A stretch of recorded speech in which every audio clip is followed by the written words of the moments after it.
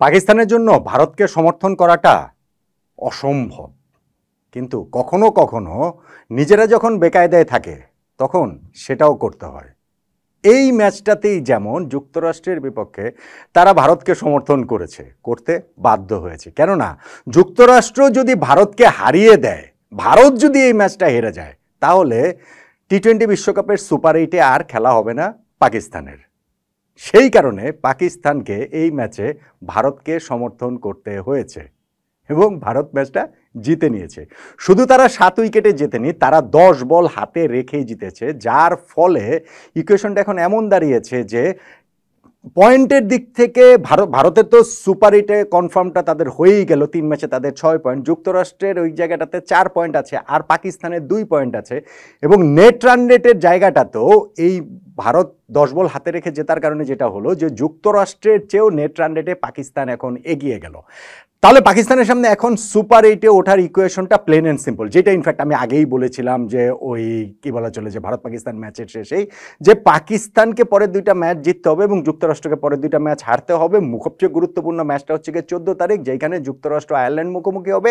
সেই ম্যাচটাতে আয়ারল্যান্ডের হারাতে হবে যুক্তরাষ্ট্রকে। যদি তারা সেটা করতে পারে, তখন 16 তারিখের ম্যাচে পাকিস্তান আয়ারল্যান্ডকে হারিয়ে দিলেই তারা সুপার 8-এ কোয়ালিফাই করে ফেলবে। সো পাকিস্তানের জন্য একটা লাইফলাইন কিন্তু নিয়ে এসেছে ভারত এই ম্যাচে জয়ের মাধ্যমে। নিজেদের নাক কেটে পরের যাত্রাভঙ্গ, বা ভারত নিজের নাক কেটে পাকিস্তানের যাত্রাভঙ্গ আসলে করেনি, এবং সেই যে ভারত জিতে গেল 7 উইকেটে 10 বল হাতে রেখে, এই জয় আপনি আসলে টার্নিং পয়েন্ট কোনটাকে বলবেন? যুক্তরাষ্ট্র কি ম্যাচটা জিতলেও জিততে পারতো কিনা? দেখেন, জয়টা কিন্তু ভারতের জন্য যতটা সহজ দেখাচ্ছে অতটা সহজ আবার হয়নি। হ্যাঁ, ঠিক আছে, তারা বোলিং করে প্রথমে যুক্তরাষ্ট্রকে 110 রানে তারা আটকে দিয়েছে, এবং সেই রানটাও করাও কিন্তু যুক্তরাষ্ট্র একটা ক্রেডিট। কেননা প্রথম ওভারেই তারা 2টো উইকেট হারিয়ে ফেলেছিল। আর্শদীপ সিং তিনি 2টো উইকেট তুলে নিলেন, এবং তারপরে যখন হার্দিক পান্ডিয়া আরেকটা উইকেট তুলে নিলেন, যুক্তরাষ্ট্র শুরু থেকেই কিন্তু স্ট্রাগল করছিল, এবং 10 ওভার শেষে তাদের স্কোর ছিল ওই জায়গাটাতে গিয়ে মাত্র হচ্ছে গিয়ে 42, এবং সেই জায়গাটা থেকে শেষ 10 ওভারে তারা 68 রান কিন্তু যোগ করে স্কোরটাকে 110 পর্যন্ত নিয়ে যেতে পেরেছে।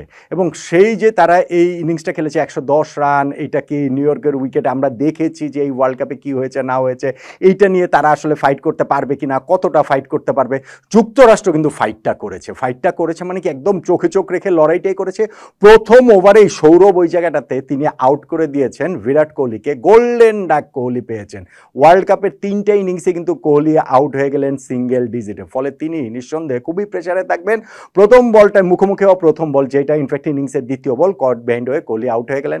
সৌরভ তার সেকেন্ড ওভারে আউট করে দিলেন রোহিত শর্মাকেও, যিনি হচ্ছে গিয়ে অন সাইডে খেলতে গিয়ে লিডিং এজ হয়ে একটা ক্যাচ দিয়ে দিলেন। 10 রানে ভারত 2টো উইকেট হারিয়ে ফেললো। সেটা 39 রানে তৃতীয় উইকেট পড়ে যায় যখন ঋষভ পান্টও আউট হয়ে যান। একটা অঘটন কি হবে এরকম একটা অবস্থা ছিল।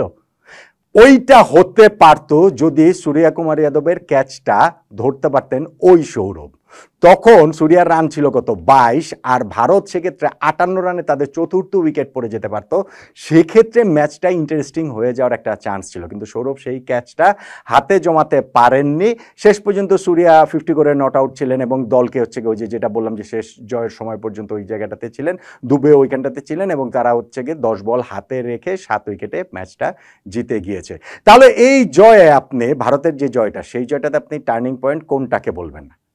আমার কাছে মনে হয় সহজ। মানে একটা তো বলতেই পারেন যে ওই প্রথম ওভারটাতে যে 2 উইকেট আর্শদীপ নিয়ে নিয়েছে, সেইটা পুরো তাদের ইনিংসের টোনটা সেট করেছে। বলতে পারেন যে এইখানটাতে আর্শদীপের 4টা উইকেট, কিন্তু আমার কাছে মনে হয় কি যে ওই জিনিসটাতে সমানভাবে তো লড়াইটা যুক্তরাষ্ট্রও করছিল। তবে ওই জায়গাটাতে যদি তারা সূর্যকুমার যাদবের ক্যাচটা ধরতে পারতো, ম্যাচের রেজাল্টটা অন্যরকম হলেও হতে পারতো। সূর্যার ক্যাচ মিসটাকেই তাই আমার কাছে এই ম্যাচে ভারতের জয়ের টার্নিং পয়েন্ট বলে মনে হয়। আর আপনার কাছে কি এটাও মনে হয় যে ভারতের এই জয়টা পাকিস্তানকে সুপার 8-এ নিয়ে যাওয়ারও একটা টার্নিং পয়েন্ট হতে পারে? অন্ততপক্ষে একটা লাইফলাইন তো বটেই, কি বলেন?